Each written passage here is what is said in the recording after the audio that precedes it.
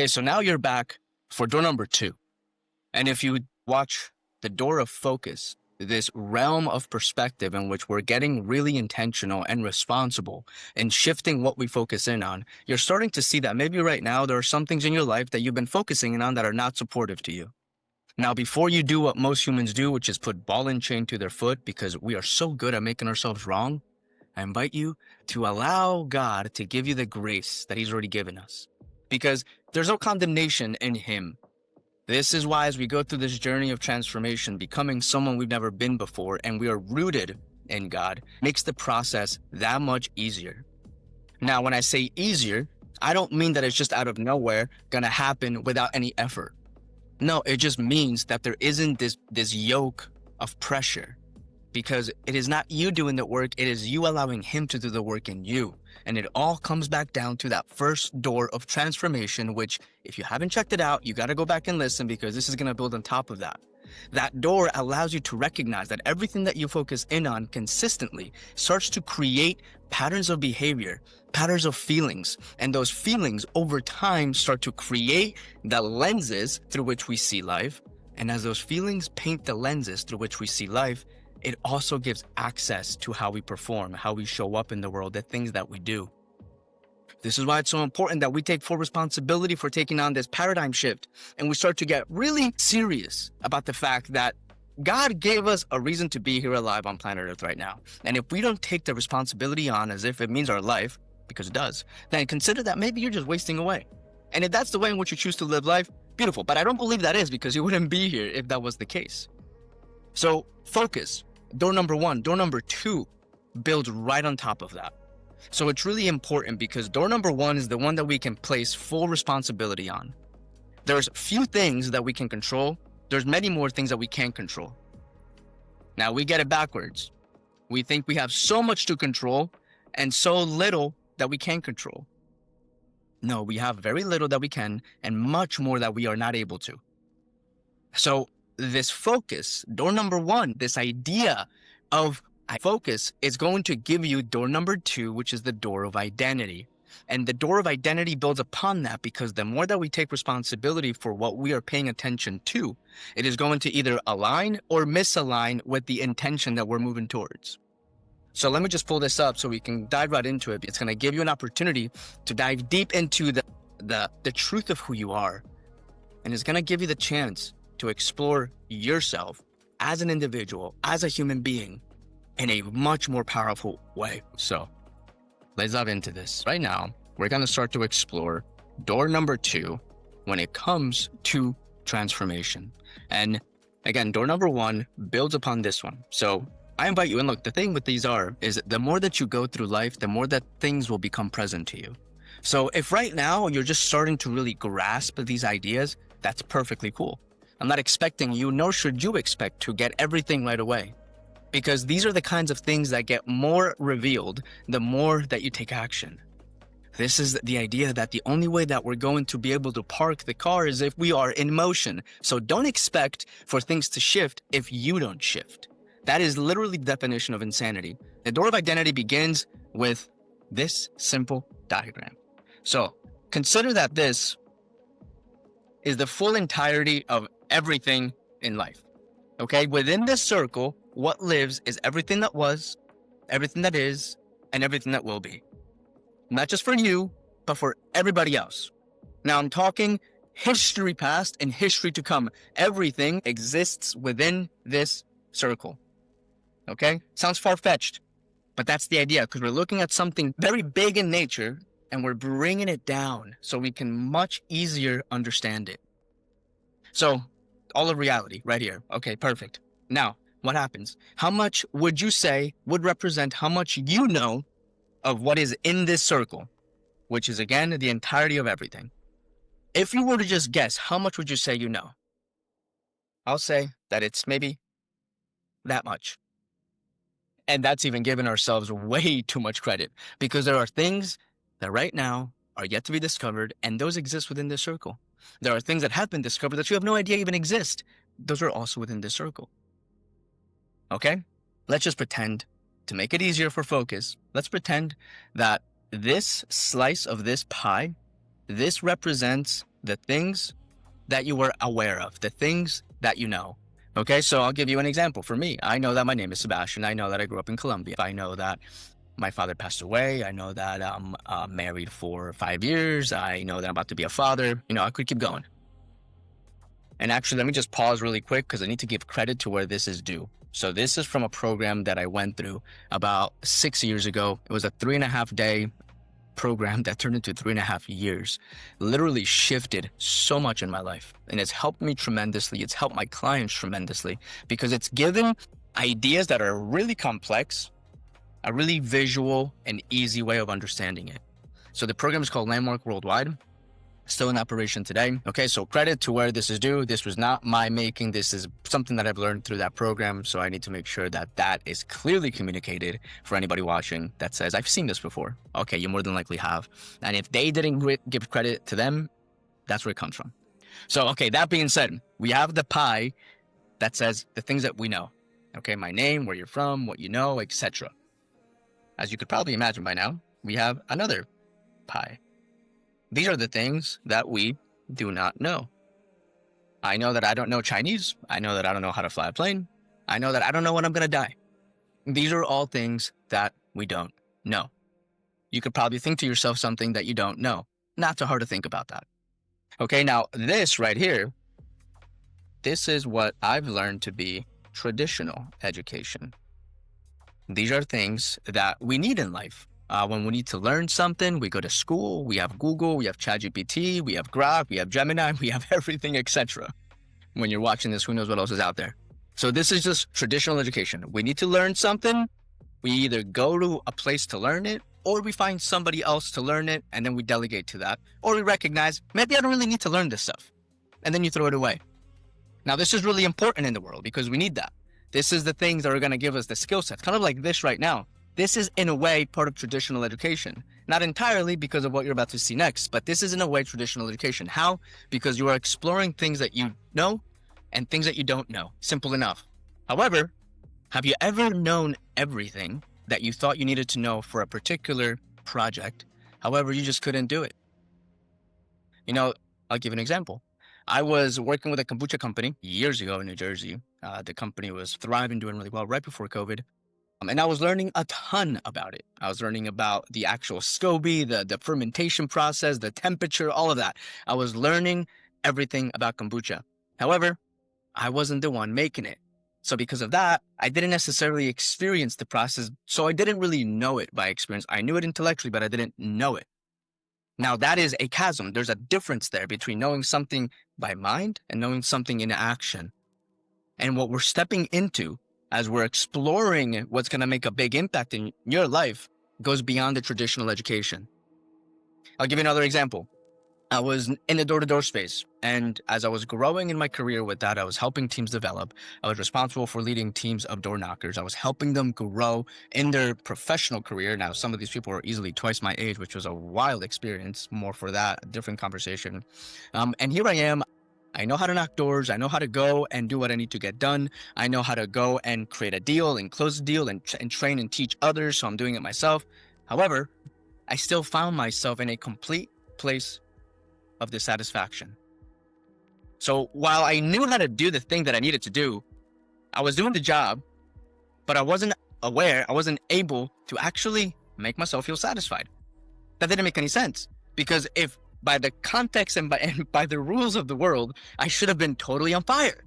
I was living in a beautiful place with awesome friends, with a beautiful girlfriend, now my wife, and living life to large music festivals, trips, everything, you name it. However, I was totally dissatisfied, empty, which is a way darker place to be when you are quote unquote successful, yet you still feel this level of dissatisfaction. Because the world tells us that if we reach our achievements and our goals, we're gonna automatically feel satisfied. Well, my friends, I'll tell you, that's not the case. And you probably heard stories upon stories of people who also experienced this. That is not the case. And it's because we're looking at something else, and it's this world. Now, we were just looking at things that we know and things that we don't know. We just spoke about that traditional education. We learned some things. We are able to delegate to others. Maybe we don't learn it whatsoever. However, that doesn't necessarily lead to a transformation, meaning a total shift of action, a total shift of belief, a total shift of seeing things. And it's because there are things that live beyond the two pies that actually makes up the majority of life. Okay, so let me ask you this. What is something right now, today, that you don't know about? Right? It's kind of impossible to answer that question, because if you were to know something, you just moved it from out here and into one of these two pies. So the things that we don't know are actually what make up our blind spots. Now, what does this mean? This means that in this majority of life, which according to this pie, let's say it's 80% for ease of just visibility, but it's really like 99.9% is blind spots. The blind spots are the things that hold us back from taking action. The blind spots are the things that get in the way without us knowing that they're getting in the way. The blind spot for me in my door-to-door scenario that I was explaining was that I had ascribed somebody else's definition of success for my own. So here I am, doing the thing, having the things. However, I'm totally empty. It's because I never actually sat down and actually defined for myself, what does success look like? I was living in somebody else's reality of what success looks like. And because of that, I was feeling emptiness. Totally unknown to me, totally outside of my point of view. That was living in my blind spot. So as you explore this, start to look for yourself. Where right now, and it doesn't have to be a feeling. You know, like I'll give you another example. There was a time period when with Lauren, my current wife, back then girlfriend, there were times when we were having conversation and something would happen. Wouldn't even be a conflict, but something would happen. And what I would do is I would shut down. Totally unknown to me of what I was doing, I would shut down. I would withdraw. I would hold things back. I would, for some sort of reason, just kind of cocoon. Now, the blind spot in that was that growing up, I saw that. And because I saw that, I took that on. I saw that if I am to have a happy relationship, the woman has to always be happy. Now, if you're in a relationship right now, you know, they say happy wife, happy life. That's a dangerous statement. That's a dangerous paradigm to live in, because I was living in that. She was happy. And because she was happy, I expected myself to also be happy. Well, my friend, not the case. Why? Because again, the blind spot was in the picture. And the blind spot was self-communication. Being openly and express authentically about what I was feeling. So that instead of doing whatever I needed to do to keep Lauren happy, I could also be myself in the relationship. And this is what creates full authenticity in any area of life. So look for yourself right now. What are things that you know, things that you don't know? And most importantly, what are some things right now that are holding you back? Don't ask yourself what are your blind spots, because you're not going to know what those are. Again, those are hiding beneath. They're hiding beneath fears, opinions, assumptions, considerations, doubts. That's where we start to see the blind spots, because they hold us back from taking action. And through action is how we move through life. We transform through life. If I am going to take a sip out of this cup, I need to physically pick it up and sip it. There is no way it's just going to somehow automatically appear in my body. So we need to be in motion with things. Okay, so what does this actually look like in life? Now, to look at how we actually perform this in life, we need to take a look at another diagram, because this diagram is going to help us go from the world of what we know into the world of what we don't know that we don't know, which is our blind spots. And it's very simple. Let's just pretend that this is a formula for which most of us live life. Okay? Now what this means is we first do things. Again, I'm talking performance, so we have to do things. From the doing, we then have things, we get things, and then eventually we will be. Meaning we're experiencing a fulfilled quality of life. We're excited about the things that we're doing. We feel fully engaged and alive with the things that we're doing.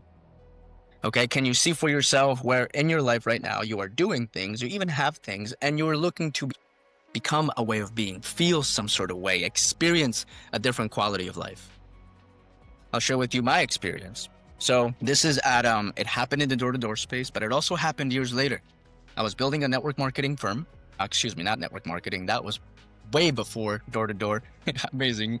Rest in peace, the YPR, Young People's Revolution, changed my life. Fast forward, it's digital marketing. Digital marketing company, still operational today, beyondmarketing.net. Go check it out, doing amazing work in the mental health space and beyond. No pun intended. So here I am doing within the organization everything that I wanted to do.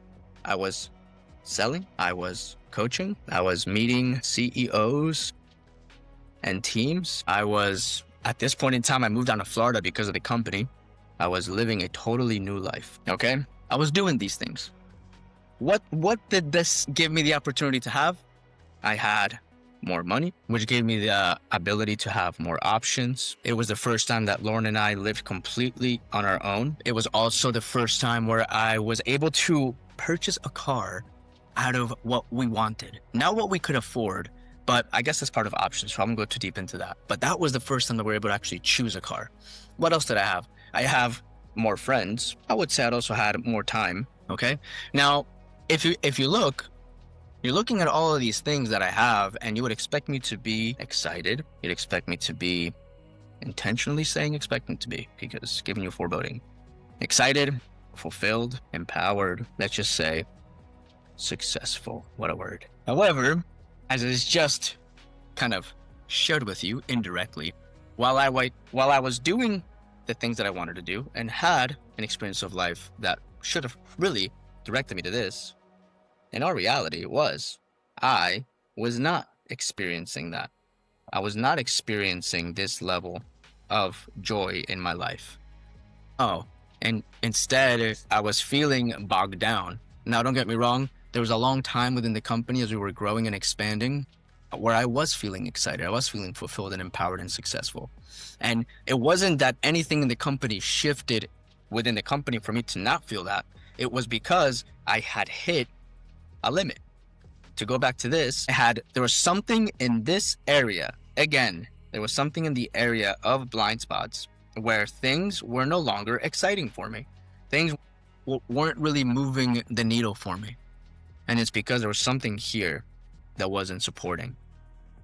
So by this point in time, I had already gone through this type of training, so I started to explore. And I realized again that I was living life from this formula. And this formula, unfortunately, never works for the long term. This formula can work for the short term, but we can always do something more. We can always have something more. So because we can always do and have more, this being is like chasing a carrot. We have it, we do it, but we don't feel that. We don't fully embody that. We don't experience it. Now, we can have these things, and we can have the things that we think are important to us, and they're going to give us life. However, there's something deep within you. There's something deep within the recesses of your heart that God has put within that we need to explore deeper. So what I started to do is I started to explore. Okay, I've been here before. I need to shift this around. What would this look like again? And all we got to do is we need to change it around. So instead of us doing first, we first need to embody. We first need to be. We need to first become the people that God is calling us to be. From there, the action becomes much simpler. And as the actions become much more clear, eventually we will have results. Now, this is a little bit backwards because a lot of what we think we need to do is do things. So eventually we have, so eventually we'll be. But again, as I just shared with you, and maybe you're seeing for yourself in your own life, that's not necessarily always the case. So I went back to the drawing board. I started to explore, who do I want to be? What are the things that move me? What are the things that excite me?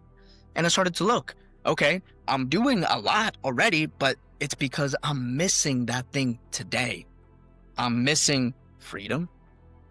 Not because the company didn't give me freedom, but because I hadn't fully embodied that myself. I haven't given my focus. If you go back to, again, this is why it builds up on each other. Door number 1 talks about what we focus in on. I was focusing on the things that I was being taken back from, quote unquote, in my perspective at that time. And instead of me focusing on what I had, which was really an incredible opportunity, I was focusing on the things that I thought I was missing. Now, the beautiful thing about this is, again, don't put your foot in a ball and chain. Don't make yourself wrong about this. Is God is going to nudge us in certain directions. He's going to shake us up a little bit so we can take a new action on. Because sometimes we get ourselves in these ruts of comfort, and we know that in comfort doesn't necessarily mean we're going to step into our calling. In fact, comfort is the enemy, the number one enemy of calling and purpose. Because it's really easy for us to allow comfort to hold us back. So as I started to take a look and I started to shift this around, instead of just focusing on what I need to do, who do I need to be? I needed to be free. I needed to be loving to myself and to Lauren. I needed to be caring, right in line with loving. I needed to be bold. I needed to be responsible. Now, what this did is it opened up a completely new experience for me. Okay, because from here, as I was living in a place of love and care and boldness and responsibility and freedom, I knew that God wanted me to step out into something much bigger, step out into the coaching space on my own, step out and help other entrepreneurs, other business owners, other professionals, and really also people in the day-to-day to transform their lives. So what did this do? It opened up the avenue for me to take a step back, which was a process because I had to actually train the person to take over my role. About 6 months, I trained him. It was great. Really good experience. I went ahead and started coaching, started reaching out to people directly and actually building my coaching business and started to explore a new way in which God wanted me to live. What did I also do from there? Started to connect with other people outside of the industry I was in and many more things. What did this do? It opened up the opportunity for me to have fulfillment because again, comfort is the enemy of any sort of calling and destiny and identity. I was excited, like a true excitement, an excitement that didn't come from a trip coming up or a vacation, but an excitement to know, okay, I got to wake up and I get to actually use the gifts that God has given me. What did I have? I had a loving relationship. I was always loving, but let's say connected more like it. There were many times that I was here and at the organization and we'd be going out to dinner and I was just not happy. And Laura was the one that really helped me kind of shake myself out of the place that I was in because I'd been here before. The door-to-door space was exactly that. And I was here again. So I started to embody a new level of being. I started to become somebody new, which opened up the access to take new actions on. This is where now this idea became it's through this where this becomes much easier for us to grasp. Why? Because it's through action. It's the action that gives us the opportunity for us to really be connected to what God has in store.